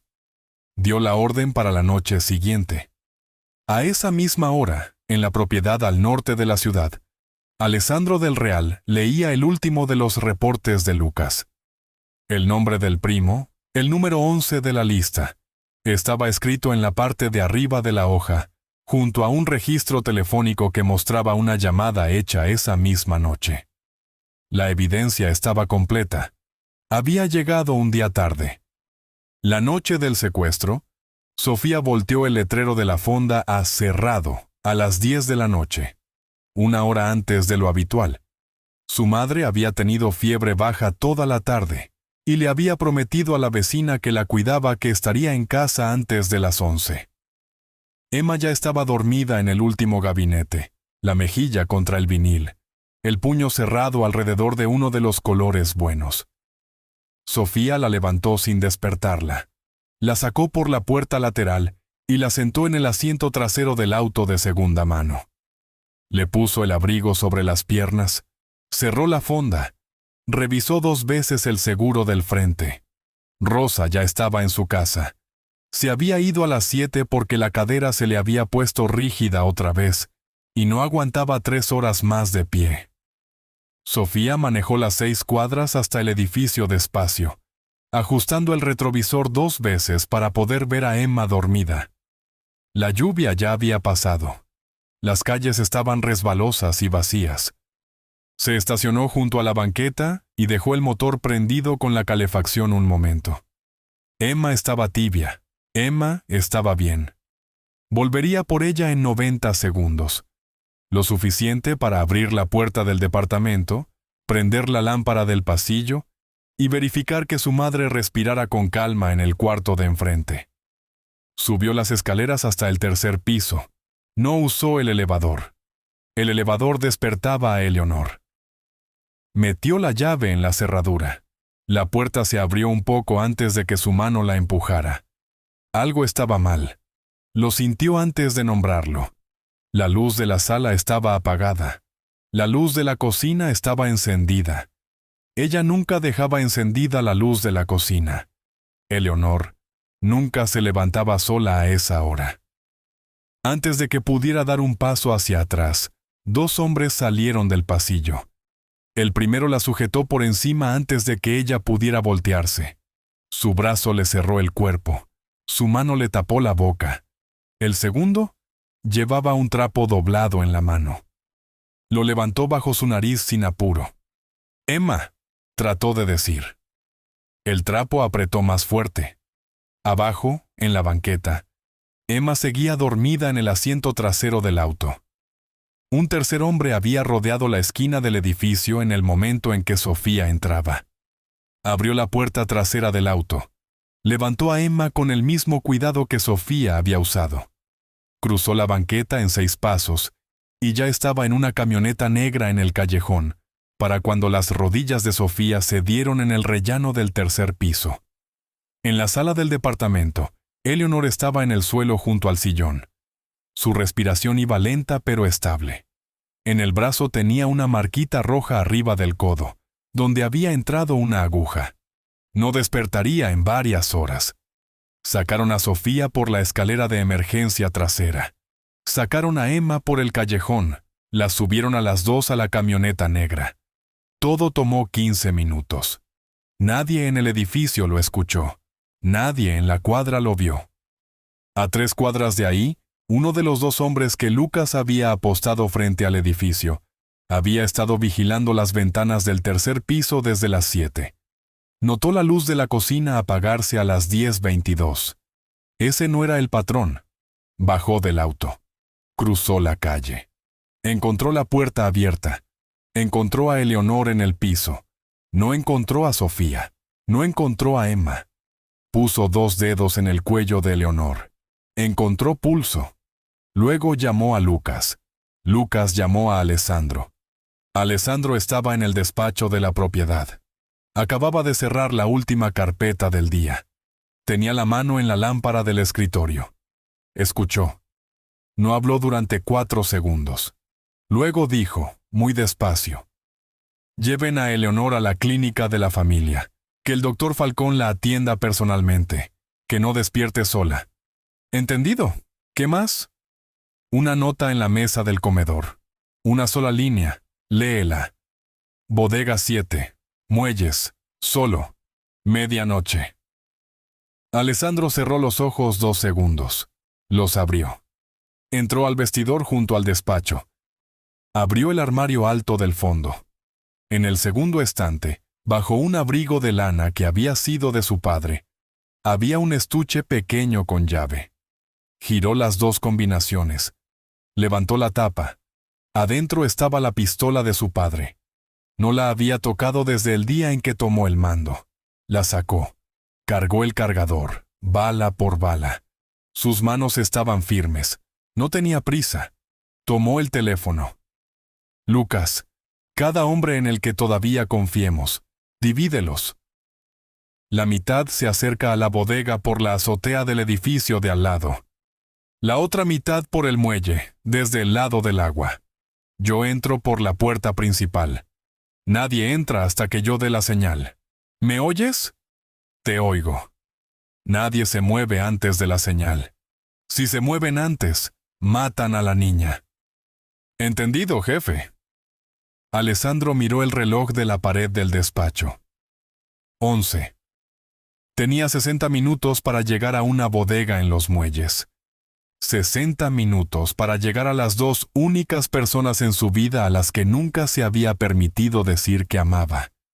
La bodega 7. Alessandro manejó él mismo hasta los muelles. No pondría a nadie más en el asiento del conductor para lo que estaba por pasar. Estacionó la camioneta 20 metros antes de la bodega y apagó las luces antes de entrar al charco de luz de la lámpara de sodio. No estaba lloviendo. El viento del agua cortaba de todos modos, incluso bajo el abrigo. Debajo de la camisa lisa llevaba un chaleco, no de los delgados, del tipo que detiene una bala de pistola a corta distancia. Bajo el abrigo, en la cintura, la pistola de su padre. No quería que se viera todavía. Caminó los 20 metros. La puerta de la bodega se abrió desde adentro antes de que la tocara. Un hombre que no reconoció, uno de los de Duque. Se hizo a un lado sin decir nada. Adentro, las lámparas industriales colgaban de las vigas en conos amarillos y fríos. En medio del piso había dos sillas metálicas. Sofía estaba atada a una, Emma a la otra. Marco estaba de pie entre las dos, una pistola pequeña en la mano derecha. 8 hombres repartidos por el lugar. 3 en la planta baja. 3 en la pasarela de arriba. 2 más junto a la puerta corrediza del lado del agua. Emma lloraba sin sonido. Sus hombros pequeños temblaban. Sus ojos estaban fijos en Alessandro desde el momento en que cruzó la puerta. Sofía miraba a Marco. No miró a Alessandro. No suplicó. «Alessandro», dijo Marco. «Viniste solo. Exactamente lo que esperaba. Te conozco. Cumplo mi palabra. El arma». Alessandro alcanzó, sin prisa, la pistola detrás de la espalda. Se agachó. La puso sobre el concreto. Se enderezó. La empujó con el pie ligeramente por el piso. Se deslizó hasta detenerse medio metro frente al zapato de Marco. Marco sonrió. Levantó su propia pistola desde el costado y la centró en el pecho de Alessandro. Ese fue el momento. En la azotea de la bodega de al lado, Lucas escuchó la voz de Marco a través del micrófono pequeño cosido en el cuello de la camisa de Alessandro. Levantó una mano, la bajó. El tragaluz sobre el piso principal se rompió con un crujido de vidrio y acero. 3 líneas bajaron a través de él. En el mismo instante, la puerta corrediza del lado del agua se salió del marco, y Bruno entró por ahí con la gente del muelle detrás de él, armas ya al hombro. Los hombres de Duque reaccionaron. El cuarto se llenó del sonido plano y duro de las armas cortas en un espacio cerrado. Alessandro se movió. Cruzó el piso hasta la silla de Emma en 3 zancadas. Le rompió la cuerda de las muñecas de un solo tirón. La juntó contra su pecho. Se dio vuelta para que su espalda fuera lo primero entre ella y cualquier arma en el cuarto. Marco disparó. El primer tiro le pegó a Alessandro en el hombro izquierdo. El chaleco lo detuvo. Lo hizo retroceder medio paso. No lo tumbó. Cruzó por Sofía. La levantó de la silla con un solo brazo. La empujó hacia la esquina del cuarto, donde Lucas ya venía cruzando entre el vidrio caído. Lucas la sujetó de los hombros y la jaló hacia la puerta del agua. Emma se retorció. Vio un cilindro rosa pequeño en el concreto. El crayón que Alessandro alguna vez había fingido encontrar en la calle. Se soltó del brazo de él un paso y estiró la mano hacia atrás para alcanzarlo. En la pasarela más alta, uno de los hombres de Duque había contenido el fuego y se había mantenido agachado. Se levantó ahora. Estabilizó su arma. Puso la mira en la niña. Alessandro lo vio. No había tiempo para gritar. No había tiempo para levantar un arma que ya había entregado. Cruzó los 3 metros en un solo aliento. Volvió a atrapar a Emma contra su pecho con los 2 brazos. Giró la espalda hacia el hombre de arriba. 3 tiros salieron del cañón casi juntos. 2 pegaron en el chaleco. El chaleco aguantó. El tercero le entró alto, del lado derecho del pecho, justo arriba de la placa donde ningún chaleco cubre a un hombre que ha girado el hombro para proteger a una niña. No cayó. Se mantuvo de pie porque Emma estaba en sus brazos. Dio un paso, 2, 3, 4. La sacó de la luz de las lámparas industriales y hacia la sombra junto a la puerta corrediza. En la pasarela, Lucas disparó una vez. El hombre de arriba no volvió a disparar. Alessandro salió por la puerta hacia el viento frío del agua. Sofía ya estaba ahí. Se había dado vuelta en cuanto quedó libre y había regresado por ellos, de la forma en que una mujer regresa por la razón por la que sigue de pie. Él le entregó a Emma con cuidado, despacio, de la forma en que un hombre entrega a otra persona la cosa más valiosa que ha sostenido jamás. Luego sus rodillas cedieron. Sofía sentó a Emma a su lado y se dejó caer al concreto. Puso las 2 manos sobre la herida del pecho de él y presionó. No lloró. Hizo lo que una enfermera que había dejado la carrera en el 2º año todavía recordaba hacer. Emma se quitó su suétercito. Lo metió en las manos de su madre para que lo presionara contra la sangre. La lana se puso roja por dentro en 1 minuto. Alessandro trató de mirarla. Su voz salió baja y áspera. El gato de la cola enrulada. Emma asintió entre lágrimas. Lo voy a dibujar, lo prometo. Usted lo tiene que ver. Él sonrió, con los ojos cerrados. La ambulancia privada de la familia, había esperado a 3 cuadras desde las 11 de la noche. Llegó a la esquina en 7 minutos, a una velocidad que ninguna ambulancia común habría mantenido. El doctor Enrique Falcón trabajó en el espacio angosto entre la camilla y el gabinete, como si hubiera vivido ahí toda la vida. Detuvo el sangrado. Puso una vía. Leyó el monitor sin mirarlo, de la forma en que un cirujano viejo lee una cara. Sofía se sentó junto a la camilla, una mano sobre la de Alessandro. El otro brazo sostenía a Emma contra su costado. Emma no hablaba. Sus deditos estaban enredados en la manga del abrigo de Sofía. Falcón levantó la vista hacia Sofía una vez. Vio sus manos. Presión firme. Ya había hecho esto antes, dijo. 3er semestre. Ella hizo apenas un gesto con la cabeza. Fue lo más cercano a un cumplido que Falcón daba. De vuelta en la bodega, Lucas hizo lo que Lucas hacía. 7 de los hombres que habían llegado con Marco estaban muertos en el piso. 3 los habían tomado con vida. Marco mismo estaba sentado en una silla plegable en la esquina, las muñecas encadenadas. Bruno de pie 3 pasos frente a él. Marco no había hablado desde que le pusieron la primera esposa, pero el golpe todavía no estaba terminado. 13 hombres seguían libres en la ciudad. Los 13 del papel doblado en el cajón superior del escritorio privado de Alessandro. Lucas no esperó a que amaneciera. Dividió al equipo del muelle en 6 grupos. Le dio a cada grupo una dirección y un nombre y una sola instrucción. Tráiganlos. Sin cuerpos. Al amanecer, los 13 estaban en 3 cuartos separados en 3 edificios distintos, desarmados, desconectados de sus teléfonos, entregados a los capitanes leales para su custodia. A ninguno lo mataron. Alessandro no había dicho esa palabra. Lucas no usaba palabras que el jefe no hubiera usado. La historia de lo que había pasado en los muelles se movió por la organización de la forma en que se mueven esas historias en silencio, en llamadas entre hombres que se conocían desde hacía 20 años. Para las 10 de la mañana, cada soldado de la familia del Real que todavía no había elegido bando, lo había elegido.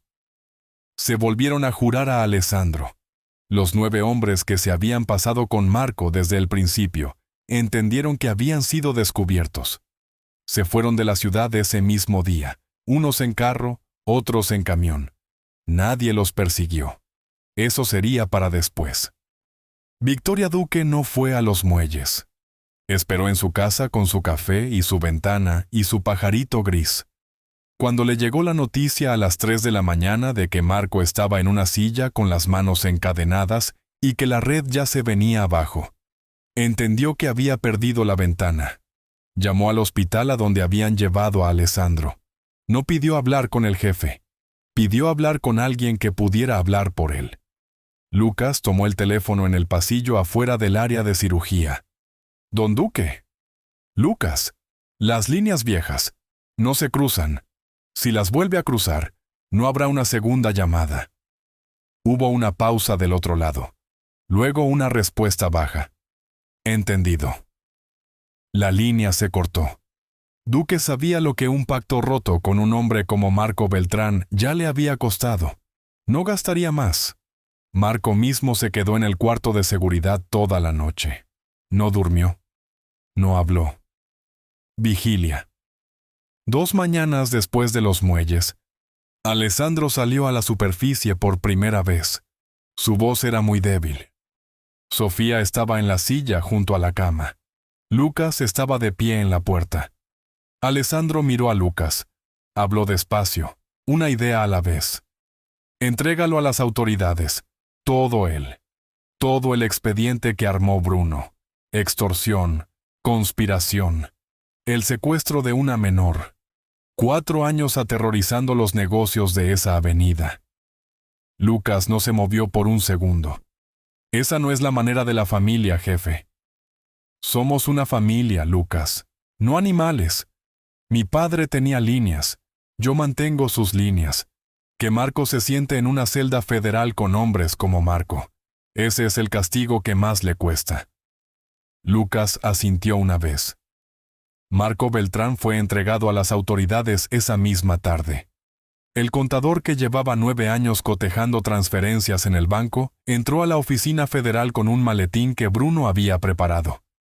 Marco fue procesado en menos de 72 horas. Después le dieron una sentencia de 23 años. Nunca regresó. El cobro alrededor de la fonda de Rosa se vino abajo en 48 horas.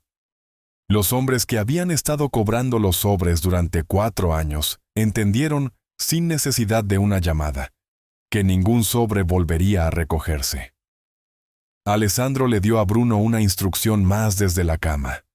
Cada peso cobrado a esos negocios en 4 años debía devolverse, con intereses sacados de las empresas fantasma que Marco había construido.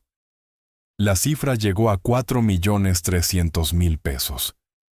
Rosa recibió un sobre sencillo 3 días después, entregado en mano, con una hoja adentro que detallaba el monto. Se sentó en el mostrador un minuto entero antes de poder hablar. No lo creyó al principio, pero el dinero era real. Alessandro cerró los ojos al final de las instrucciones. El monitor cantó una alarma. El doctor Falcón entró rápido. Cuando levantó la vista, Sofía ya estaba de pie. «Se esforzó demasiado para un hombre en su segundo día», dijo Falcón, la voz gentil. «No se ha ido, pero ahora hay que esperar». Sofía y Emma no salieron del cuarto. Rosa llegaba 2 veces al día con un platito tapado.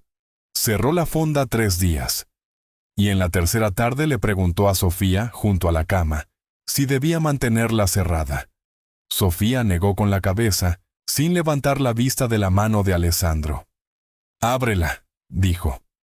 «Se va a enojar si se queda cerrada por su culpa».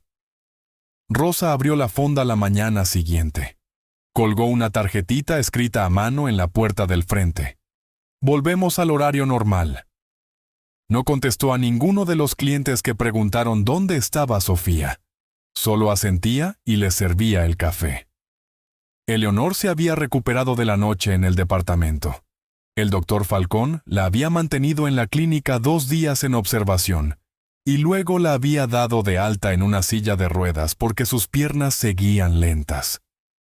Iba al hospital todos los días. Nunca había conocido a Alessandro despierto. Se sentaba junto a la cama y le hablaba de todas formas, con la voz baja y firme de una mujer que ha pasado una vida larga, hablándole a gente que no puede contestar. Le contaba del clima, del periódico que había leído esa mañana, de una nota que la maestra de segundo año de Emma había mandado a casa. Emma dormía en una silla plegable junto a la cama cada noche. No soltaba su mano, incluso dormida, los dedos cerrados alrededor de los de él. Todas las mañanas despertaba antes que nadie.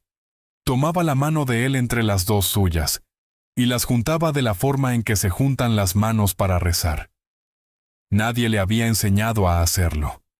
Lo había aprendido viendo a alguien en algún lado, y lo había elegido para sí misma. Sofía lo cuidaba en silencio. Le limpiaba la frente cuando subía la fiebre. Le cambiaba el paño frío en la base del cuello. Llamaba a la enfermera cuando el monitor fallaba. Revisaba el gotero de la vía antes de que lo revisara el cambio de turno. Hacía lo que una mujer que había dejado la carrera de enfermería en el segundo año todavía recordaba hacer. Al tercer día, Emma miró a su madre desde el otro lado de la cama. «El tío Alessandro no es mi papá», dijo. Su voz era muy pequeña, pero hizo lo que mi papá habría hecho. Si mi papá todavía estuviera aquí. ¿Está bien eso, mamá? Sofía no pudo contestar. Abrazó a su hija largo rato. Durante 6 días llegaron los capitanes leales. No entraban al cuarto. Se paraban en el pasillo. Encendían veladoras pequeñas en el borde de la ventana afuera de la puerta.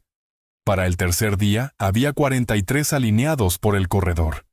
Adentro del cuarto, Sofía no lo sabía. Solo estaba concentrada en una cosa: mantener su mano caliente.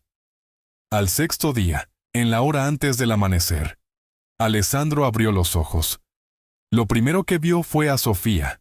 Se había quedado dormida en la silla junto a la cama, la cabeza recargada en la orilla del colchón, la mejilla contra el dorso de la mano de él. Emma estaba del otro lado, todavía sujeta a su antebrazo, de la forma en que una niña se sujeta cuando ha decidido que no la van a mover. Entendió algo en ese momento, con calma, sin discusión. No quería volver a perderlas. Probó su voz. Sofía. Ella estaba despierta antes de la segunda sílaba. Se levantó, las 2 manos yendo a su boca, luego a la cara de él, luego al botón de llamada.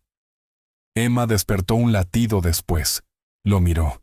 Luego sonrió, la sonrisa que había mantenido lista durante 6 días. El doctor Falcón entró a paso rápido. Revisó el monitor. Revisó las pupilas. Revisó la línea de la incisión. Se dirigió a Sofía. Signos estables. Se va a recuperar por completo. Las próximas semanas no van a ser fáciles, pero se va a recuperar por completo. Salió del cuarto para darles un minuto. Sofía se sentó junto a la cama. No dijo nada. Puso la frente contra el dorso de la mano de él. Alessandro levantó la otra mano despacio. Le tocó el cabello. Su voz era baja. «Perdón», dijo, «por meterlas a las 2 en esto».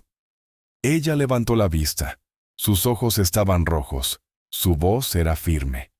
«Nadie me metió en nada. Emma eligió. Yo elegí. Usted eligió. Así fue como todos terminamos aquí». Él intentó sonreír. La mandíbula le dolía. Emma se subió a la cama. Con cuidado. Mantuvo el peso lejos del pecho de él. Puso la cabeza sobre su hombro sano. Sofía se levantó. Salió al pasillo. Se recargó contra la pared frente a la puerta, y por primera vez en 6 días, lloró. Rosa venía por el corredor con un vasito de café de papel. Puso el vaso sobre una silla. Cruzó los últimos 3 pasos. Puso la mano en el hombro de Sofía. La dejó ahí. El pastel de Rosa.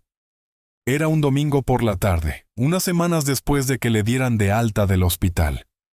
La lluvia que había marcado el inicio de la historia ya se había ido.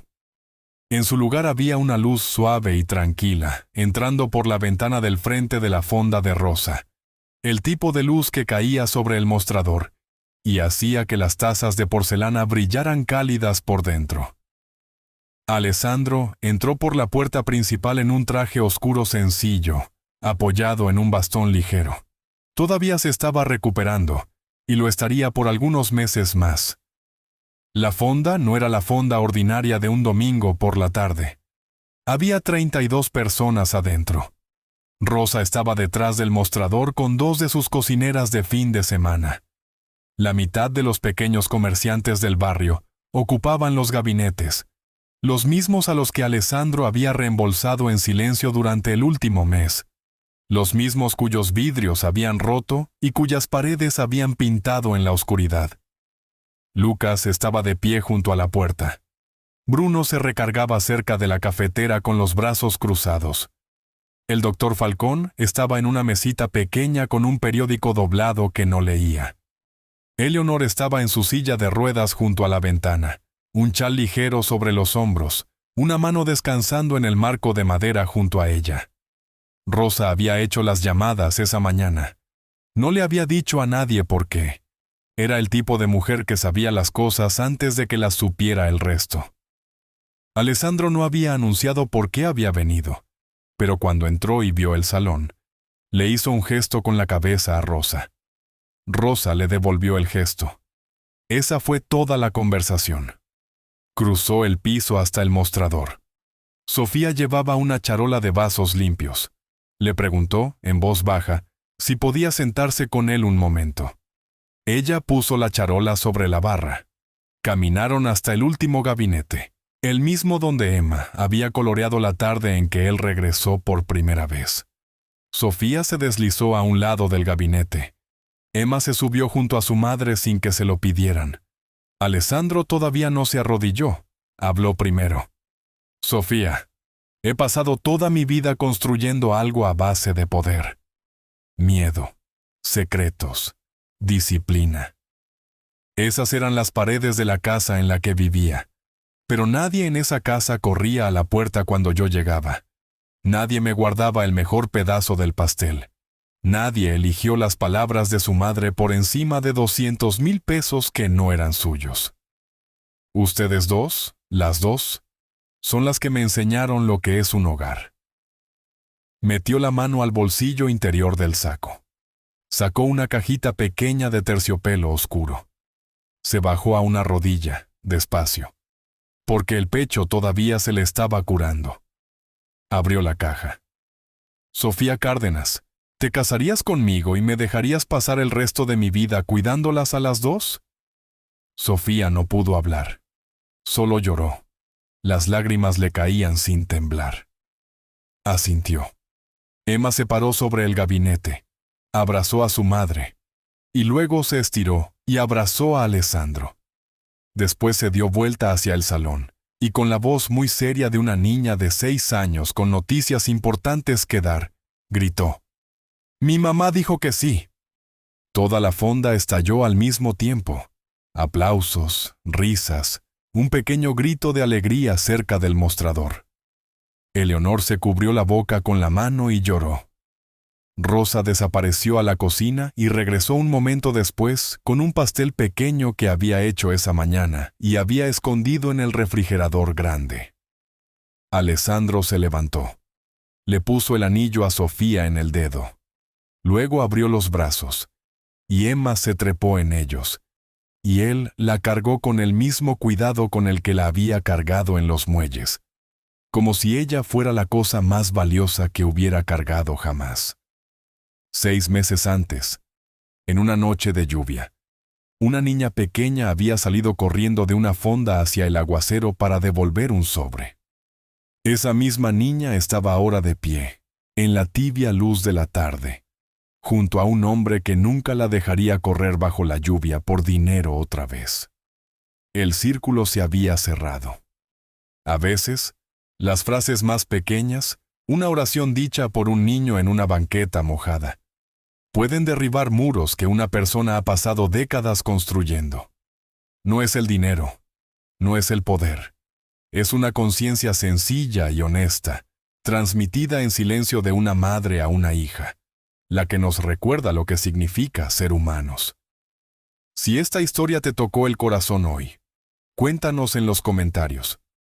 ¿Ha habido algún momento pequeño en tu propia vida, una frase, un pequeño acto de bondad, una decisión que alguien tomó teniendo toda la razón para elegir lo contrario, que haya cambiado la forma en que ves el mundo? Leemos cada historia que compartes, y cada una importa más de lo que te imaginas. Si quieres escuchar más historias como esta, no olvides suscribirte, activar la campanita para no perderte los próximos videos y darle like si esta historia te movió. Compártela con alguien en tu vida que necesite un poco de calidez hoy. Gracias por quedarte con nosotros hasta el final de esta historia. Te deseamos buena salud, días tranquilos, paz en tu hogar y alguien esperándote cuando cruces la puerta al final de la tarde. Nos vemos muy pronto en la próxima historia, donde el momento más pequeño e inesperado volverá a enseñarnos lo más importante que existe en este mundo. Hasta pronto. Cuídate mucho y nos vemos.